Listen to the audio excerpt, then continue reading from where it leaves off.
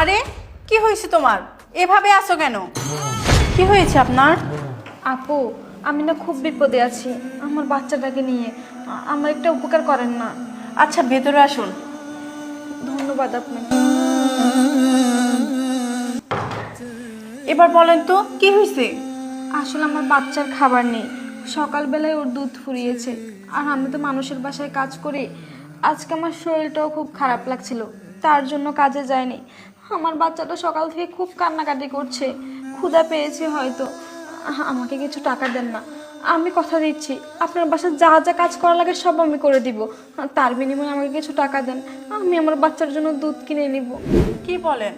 আপনার বাচ্চার খাওয়ার দুধ নেই? আর আপনার হাজবেন্ড কোথায়? উনি কি কাজ কাম করে না?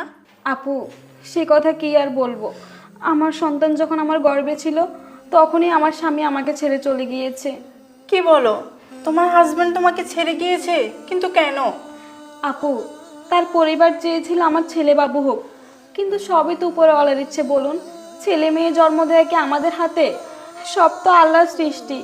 যখনই ডাক্তার বলেছে আমার মেয়ে বাবু হবে, তখনই তার পরিবার সব সম্পর্ক আমার সাথে বিচ্ছিন্ন করে দেয়, কোনো যোগাযোগ করে না। আর এক সময় তো আমার হাজবেন্ড আমাকে অনেক অত্যাচার শুরু করে, পরে আমাকে নিজের বাসা থেকেই বের করে দেয়, আমাকে ডিভোর্স পর্যন্ত দিয়ে দিয়েছে। আপু, জানেন, আমি আমার বাচ্চাটাকে অনেক কষ্টে পৃথিবীর আলো দেখিয়েছি। এই বাচ্চাটার একটু খাবার জোগাড় করতে আমার এত কষ্ট। আপু, আমি কথা দিচ্ছি আপনার বাসায় আমি কাজের মেয়ের মতোই থাকবো, সব কাজ করে দিব যখন যা বলবেন। তার বিনিময়ে শুধু আমার বাচ্চার খাওয়ার দুধ কেনার টাকাটা আমাকে দিলে হবে। প্লিজ আপু, আমাকে দয়াটুকু করুন। আচ্ছা বোন, তুমি কান্না করিও না, সব ঠিক হয়ে যাবে। আচ্ছা তুমি কোনো টেনশন করিও না, একটু দাঁড়াও। এই শুনছো? এদিকে আসো তো। আরে কি হয়েছে তোমার? এভাবে আসো কেন? আচ্ছা শোনো না, বাবুর জন্য দুধ কিনতে হবে, কিছু টাকা দাও। টাকা? থাক আপু, আমার কোনো টাকা পয়সা লাগবে না, আমি আপনার বাসা থেকে চলে যাচ্ছি। আরে তুমি তো একটু আগেই বললা তোমার টাকা লাগবে, বাচ্চাকে দুধ খাওয়াবা, আর এখন বলতেছো টাকা লাগবে না, তুমি চলে যাবা। এসবের মানে কি? হ্যাঁ আপু, আমি টাকা চেয়েছিলাম বাচ্চাকে দুধ খাওয়ানোর জন্য, কিন্তু এখন আমার টাকা লাগবে না। কারণ আমি চাই না যে মানুষটা আমাকে আমার গর্ভে সন্তান থাকা অবস্থায় ফেলে রেখে চলে আসছে সেই মানুষের কাছ থেকে কোনো টাকা নিতে। মানে কি বলতে চাচ্ছ তুমি? মানে শুনেন তাহলে। এই নে ডক্টরের রিপোর্ট। ডাক্তারের রিপোর্ট? রিপোর্টে কি দেয়া আছে? আমাদের কি বাবু হবে? কি বাবু আবার হবে? মেয়ে বাবু হবে। যেটা চাইনি সেটাই হয়েছে। তুমি এভাবে কেন বলছো? মেয়ে ছেলে সবই তো আল্লাহর ইচ্ছে, তাই না? এটা তো আমাদের হাতে। তুমি খুশি হওনি? খুশি? চেয়েছিলাম একটা ছেলে বাবু হবে, তা না, একটা মেয়ে বাবু হবে। আমার মেয়ে বাবু লাগবে না। আর আমার ফ্যামিলি থেকেও বলে দিয়েছে যে মেয়ে বাবু আমাদের কোনো দরকার নেই, আমার ছেলে বাবুই লাগবে। তুমি শুধু শুধু রাগ করছো। দেখো না, মা বাবা ঠিকই একদিন মেনে নেবে। আর তুমি আর রাগ করো না, তুমি একটু বসো না। ধরো, ছাড়ো তো।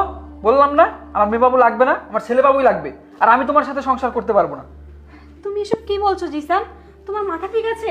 হ্যাঁ। আমরা 5 বছর সম্পর্ক করে বিয়ে করেছি, 3 বছর চলছে আমাদের সংসার জীবন, আমাদের একটা বাচ্চা আসতে চলছে, আর তুমি কি না মেয়ে বাবু হবে দেখে বলছো আমার সাথে সংসার করবে না?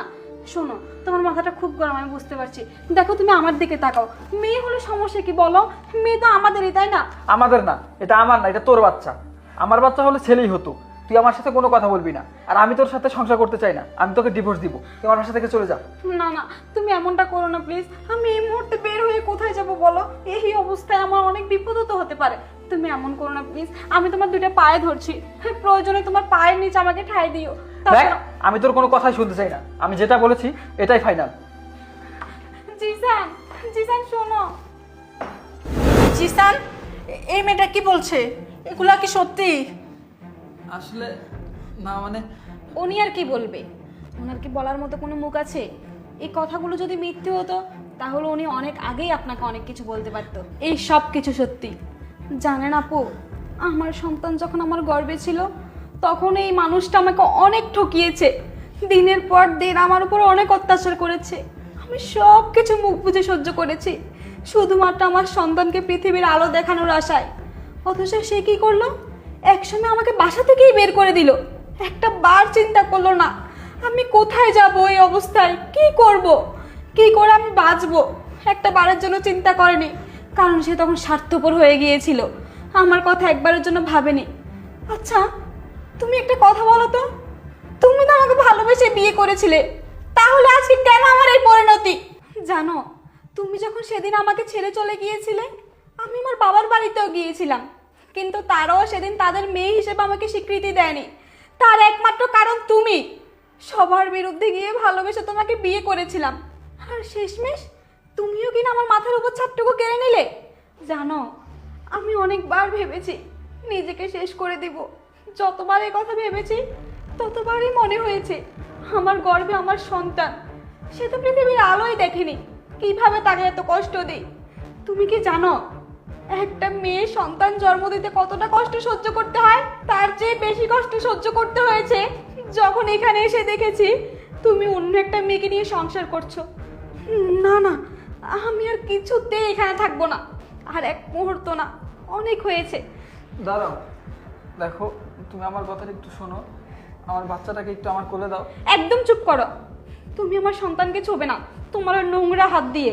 তুমি আমার সন্তান, তোমার পরিচয় বড় হবে না। আমি আমার সন্তানকে আমার পরিচয় বড় করব। আমার সন্তানের বাবা নেই, আমার সন্তানের বাবা মারা গেছে। দেখো তুমি আমার কথাটা একটু শোনো, দাঁড়াও শোনো আমার কথাটা একটু। ছি, আমার ভাবতে অবাক লাগছে যে আমি তোমার মতো মানুষের সাথে সংসার করেছি। আমি আর তোমার সাথে এক মুহূর্তও থাকবো না। চলে যাও তুমি আমার বাসা থেকে। দেখো আমার ভুল হয়ে গেছে। চুপ করো, আমি আর তোমার কোনো কথা শুনতে চাই না। চলে যাও আমার বাসা থেকে।